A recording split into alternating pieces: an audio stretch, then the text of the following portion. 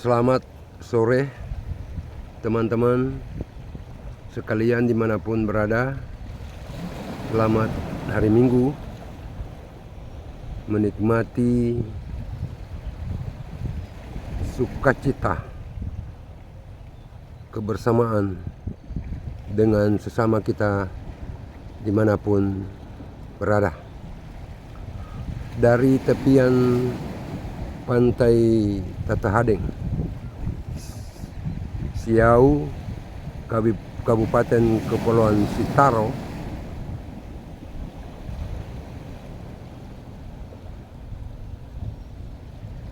saya mengajak kita untuk bersyukur atas kebaikan-kebaikan Tuhan yang telah dinyatakan kepada kita. Secara khusus bagi umat Kristiani dimanapun berada, kita masih dalam penghayatan akan adanya Paskah Yesus, kebangkitan Yesus, kemenangan Yesus atas maut.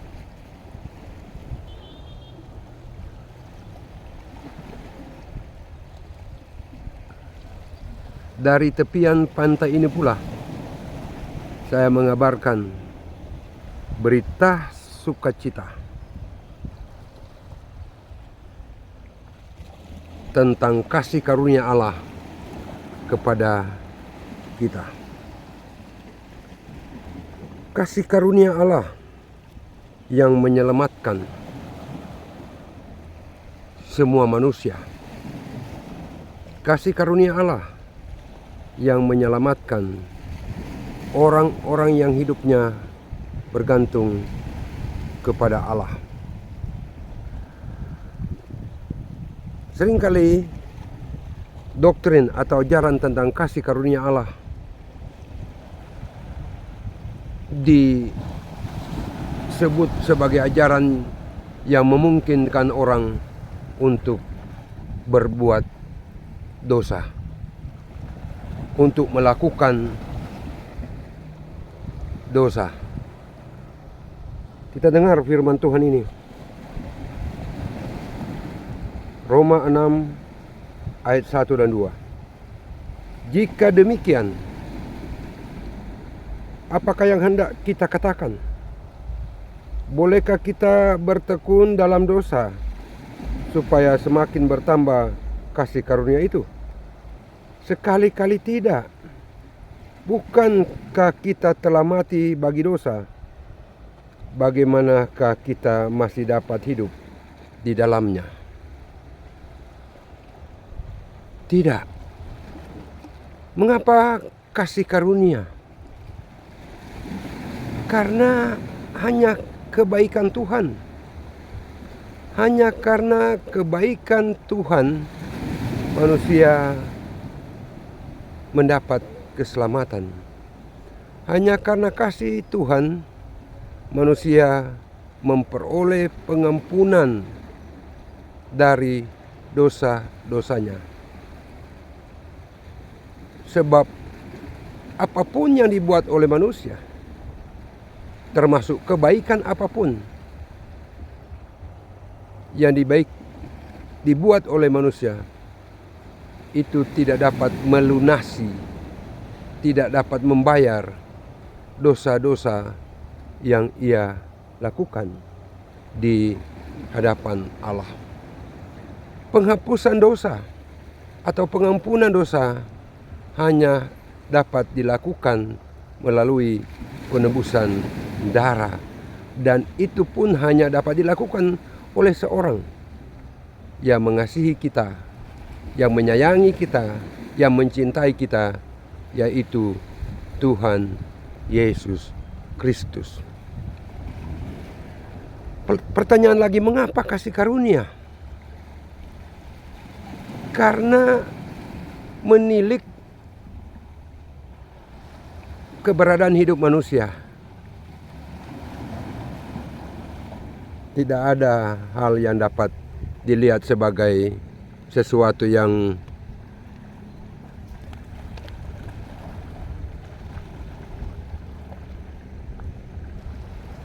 membuat dia mendapat kasih Tuhan. Tidak ada hal dalam diri manusia yang membuat dia harus diampuni. Jadi hanya kebaikan Allah semata di dalam Yesus Kristus manusia memperolehnya. Yesus melakukannya. Dan dari apa yang dilakukan oleh Yesus, itulah ajaran doktrin tentang kasih karunia itu berpijak. Kebaikan Kristus semata,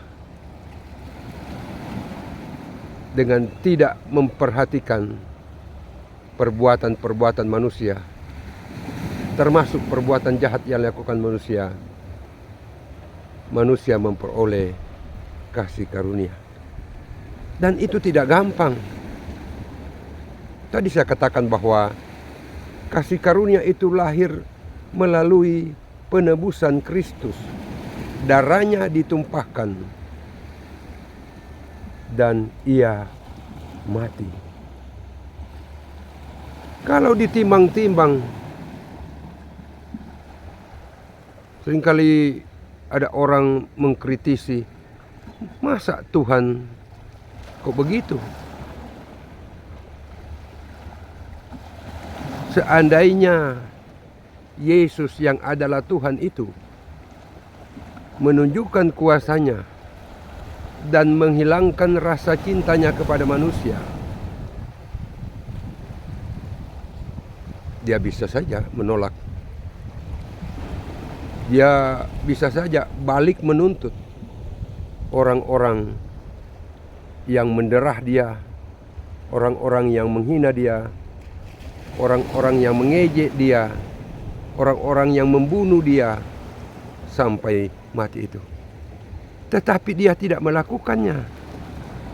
Begitu dalam dan mulia kasih karunia-Nya.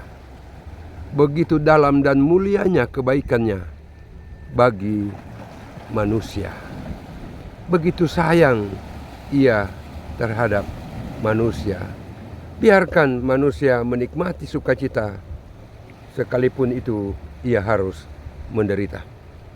Biarkan manusia hidup menikmati berkat-berkat-Nya, walaupun dia harus mati menanggung penderitaan. Ingat bahwa kematian Yesus adalah kematian kita. Penderitaan Yesus adalah penderitaan kita. Hanya karena kebaikan, hanya karena kasih karunia Allah. Ini pijakannya. Dari Allah. Dari Allah sendiri. Di dalam Yesus, nilai-nilai kebaikan, nilai-nilai kasih terhadap manusia yang berdosa itu dinyatakan. Jadi tidaklah benar jika doktrin kasih karunia itu melahirkan dosa lagi.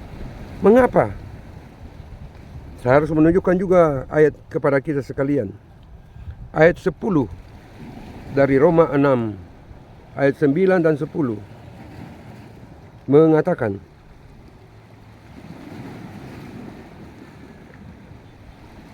demikian, karena kita tahu bahwa Kristus sesudah ia bangkit dari antara orang mati, tidak mati lagi, maut tidak berkuasa lagi atas dia. Sebab kematiannya adalah kematian terhadap dosa satu kali dan untuk selama-lamanya, dan kehidupannya adalah kehidupan bagi Allah. Penebusan yang dilakukan oleh Yesus melalui kematiannya, yang adalah kasih karunia itu kepada manusia, hanya berlangsung satu kali. Tidak ada penebusan dua kali. Cuma satu kali ia mati untuk menyelamatkan manusia yang berdosa. Hanya satu kali ia mati karena dosa, dibuat berdosa oleh karena perbuatan dosa manusia hanya sekali. Dan jika itu penebusan hanya sekali, adakah peluang manusia untuk berbuat dosa dan memungkinkan Kristus menebus lagi? Tidak. Tidak ada peluang bagi manusia untuk berbuat dosa lagi ketika dia sudah diampuni melalui penebusan Kristus itu. Sekali lagi, karena hanya satu kali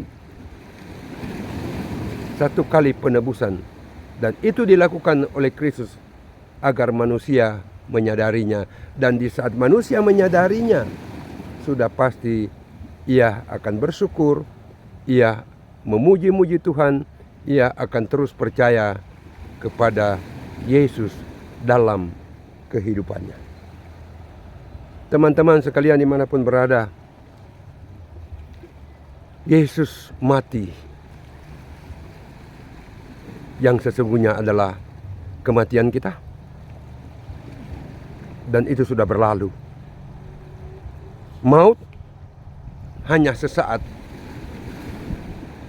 berkuasa, hanya sesaat kekuatannya, dan kekuatan itu pun karena Tuhan merendahkan dirinya, mengalahkan dirinya sendiri demi penebusan terhadap manusia. Yesus mati dan dia bangkit. Kebangkitannya mengingatkan kita tentang dosa tak berkuasa lagi. Yesus bangkit mengingatkan kita lagi bahwa kuasa dosa tak punya taring lagi. Kuasa dosa tidak punya apa-apanya lagi.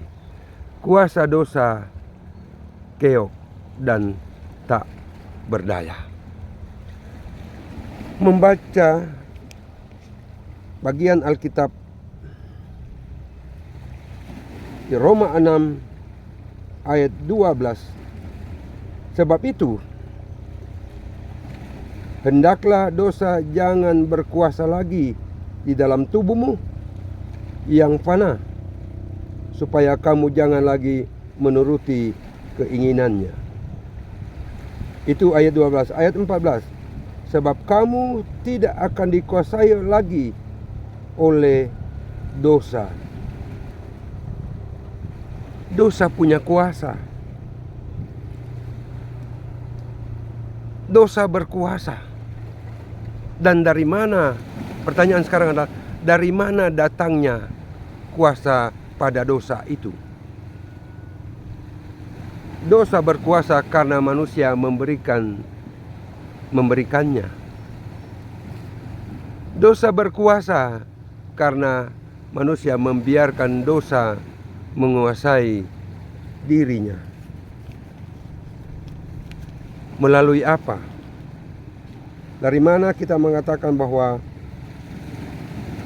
dosa berkuasa karena ia menguasai manusia? Ayat 13 Roma 6. Dan janganlah kamu menyerahkan anggota-anggota tubuhmu kepada dosa untuk dipakai sebagai senjata kelaliman, tetapi serahkanlah dirimu kepada Allah sebagai orang-orang yang dahulu mati tetapi sekarang hidup, dan serahkanlah anggota-anggota tubuhmu kepada Allah untuk menjadi senjata-senjata kebenaran. Ketika manusia menganggap remeh tubuhnya, kejasmaniannya, dan tertawan oleh keinginan-keinginannya, maka lahirlah dosa. Dan ketika dosa lahir, maka ia menguasai manusia, dan pada akhirnya manusia jatuh ke dalam dosa. Firman Tuhan mengingatkan, melalui kebangkitan Kristus kita hidup. Melalui kebangkitan Kristus, dosa tak berkuasa lagi. Oleh karena itu, kali lagi dikatakan oleh firman saat ini, ayat 13. Dan janganlah kamu menyerahkan anggota-anggota tubuhmu kepada dosa untuk dipakai sebagai senjata kelaliman ini, tetapi serahkanlah dirimu kepada Allah sebagai orang-orang yang dahulu mati tetapi sekarang hidup, dan serahkanlah anggota-anggota tubuhmu kepada Allah untuk menjadi senjata-senjata kebenaran. Mengubah tatanan hidup kepada kebenaran. Tatanan hidup yang berada dalam kebenaran kala kita percaya dan beriman kepada Allah.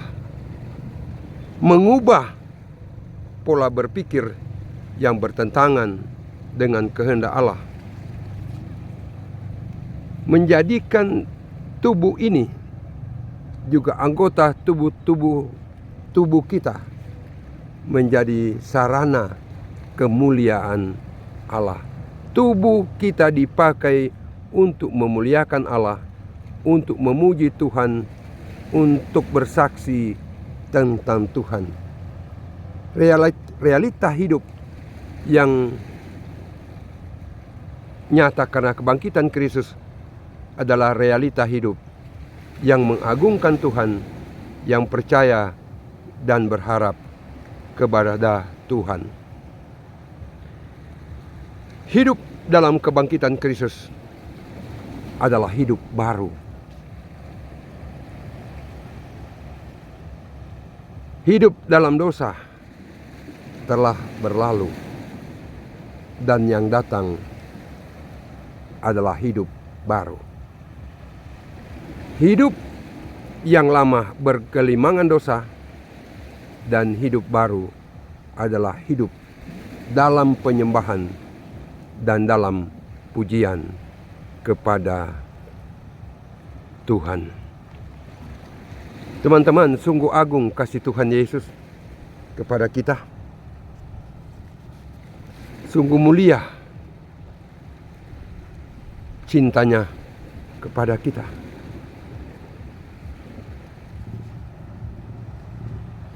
Sulit memahami memang apa yang ditunjukkan oleh Yesus kepada manusia. Sulit, sekali lagi, sulit memahami. Pertanyaan besarnya adalah, mengapa Tuhan Yesus melakukan hal seperti itu? Tuhan direndahkan, Tuhan dihina, Tuhan diejek, dan Tuhan dibunuh. Dia biarkan itu, dia nikmati sebagai bentuk kesetiaan, bentuk komitmen cintanya bagi manusia. Ia mau supaya kita hidup dalam kasih-Nya. Ia mau supaya kita meninggalkan cara hidup yang lama,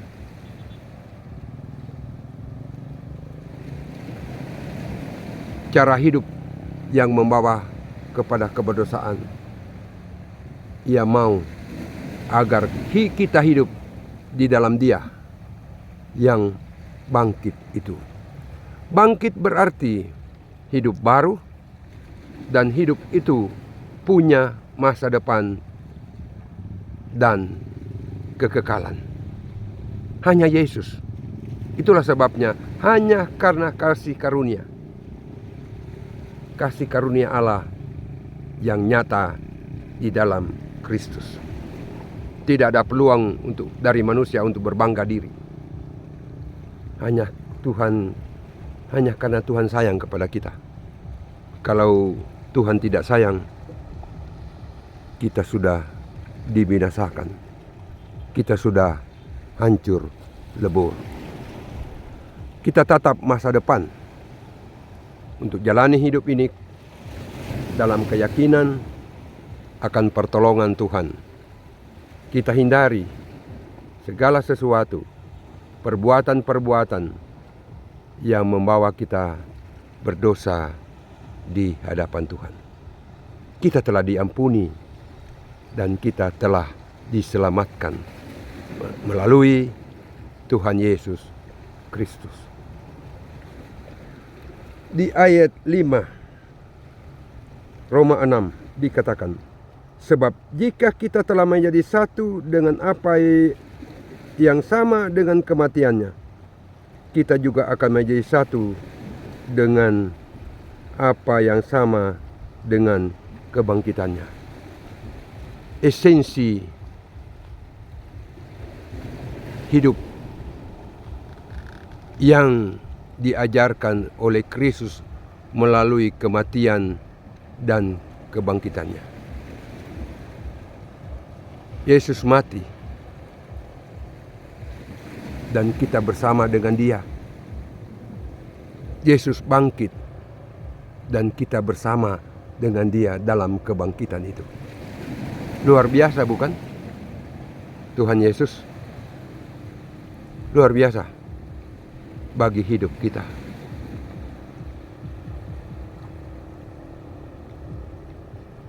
Siapapun tidak dapat menyejajarkan. Siapapun tidak dapat mengalahkan cinta kasih Yesus buat manusia.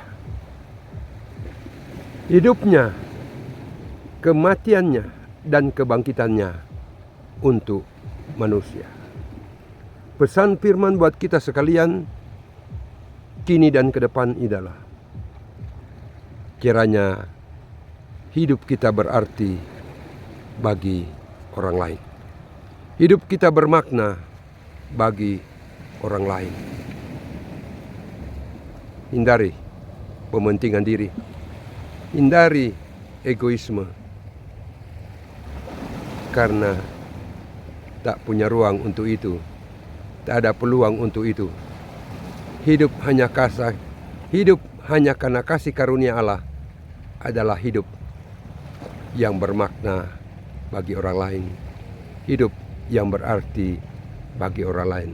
Kalau hidup diwarnai dengan pementingan diri dan egoisme, berarti kita merasa bahwa hidup ini karena kita. Sorry ya, hidup ini bukan karena kita.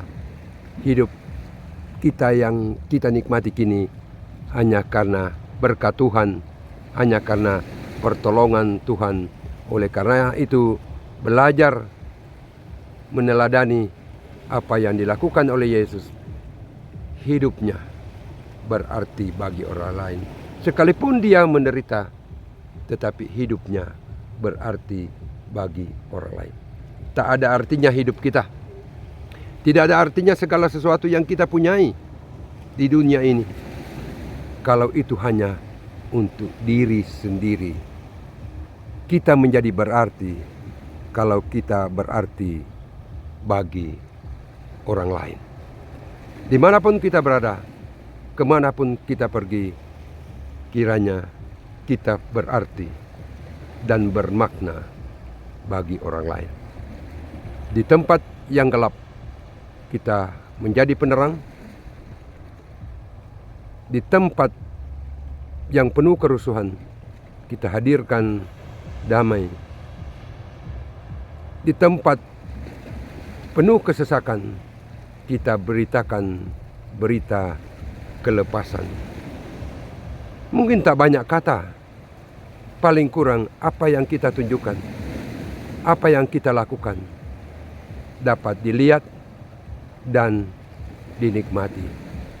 Kesaksian tentang Tuhan tidak hanya melalui perkataan, tetapi juga melalui perbuatan kita. Dan kesaksian kita dapat dilakukan kalau kita menyadari bahwa saya hidup, saya diberkati hanya karena Tuhan. Segala sesuatu, semua yang kita punyai dan miliki itu anugerah yang diberikan oleh Tuhan kepada kita, dan tidak salah jika itu pun dapat dinikmati oleh orang lain melalui kita di dunia ini. Yesus mengasihi kita, maka kiranya kita pun mengasihi Dia melalui hidup yang berkenan kepadanya. Dosa ditundukkan, yang lama telah berlalu, yang baru yaitu hidup dalam kebangkitan Kristus sudah datang, dan hidup itulah yang menguatkan kita untuk terus melangkah ke masa depan. Tuhan Yesus memberkati kita semua. Selamat sore. Amin.